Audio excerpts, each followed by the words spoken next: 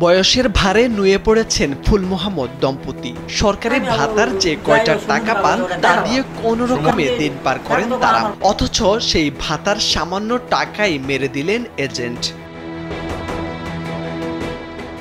মোবাইলে বয়স্ক ভাতার টাকা এসেছে এমন খবর শুনে মুঠোফোন নিয়ে স্থানীয় আল হেরা টেলিকমের এজেন্ট জুয়েল আরমানের ভাই সুমন হোসেনের কাছে যান ফুল মোহাম্মদ। সে এজেন্ট কৌশলে তার ভাতার টাকা তুলে নিজের কাছে রেখে দেন। এরপর বিভিন্ন টালবাহানা শুরু করেন তার সাথে।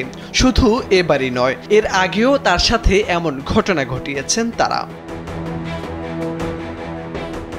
এরপর গত ২৬ জুন সমাজসেবা অফিস সহ একাধিক জায়গায় অভিযোগ দেন তিনি। স্যান্ডেলিনা সো, রূপচর্চায় আভিজাত্য।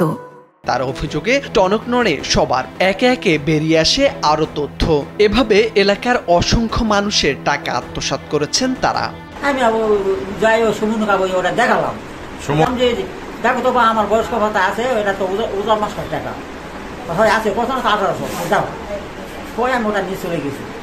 তারপর ওই মে মাসের আবার 8 তারিখে যে ওটা আসছিল, আমি ওটা বুঝতে পারিনি। আবার 26 তারিখেও আবার টাকা দিছে। আবার এই বিভিন্ন মানুষের পিন নিয়ে বিভিন্ন রকম কথাবার্তা, তারপরে টাকা নিয়ে মেসেজকে ডিলিট করে দেওয়া, তারপরে আপনার পিন না দেওয়া, এই বিষয়গুলো নিয়ে অনেক প্রপাগান্ডা এই বাজারে আছে। মানুষ অনেকে এই কথাগুলো বলে, কিন্তু এরকম অনেক মানুষেরই পিন পুনরায় দেয়নি, বুঝছেন? এটা নতুন না। মানুষের পিন মনে করেন যে না হয় বয়স্ক লোকেরা পিন বলতে পারবে না, কিন্তু শিক্ষিত লোকেরা তো পিন বলতে পারবে, তাদেরও পিন দেয় না। নওগাঁর বদলগাছি উপজেলার কোলা এলাকায় এমন ঘটনা ঘটে। ফুল মোহাম্মদের মোবাইল অ্যাকাউন্টে মে মাসের ২৮ তারিখের দুটি ট্রানজ্যাকশন দেখা যায়। বিকেল ৫টা ১৮ ও ১৯ মিনিটে দুইবার আল হেরার নগদের উদ্যোক্তার নম্বরে ১৮১৪ টাকা ও ১৮০০ টাকা করে ক্যাশ আউট করা হয়। কিন্তু সুমন ১৮০০ টাকা ভাতাভোগীর হাতে দেন এবং বাকি ১৮১৪ টাকা কৌশলে আত্মসাৎ করেন।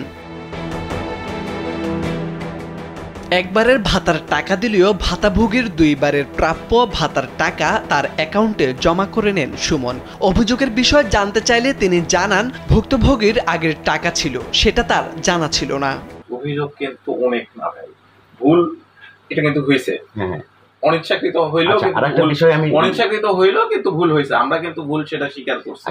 উপজেলার সমাজসেবা কর্মকর্তা রাজীব আহমেদ জানান, ভাতাভোগীর অভিযোগের ভিত্তিতে তদন্ত করতে গিয়ে প্রাথমিকভাবে তিনি সত্যতা পেয়েছেন। বিষয়টি খতিয়ে দেখা হবে।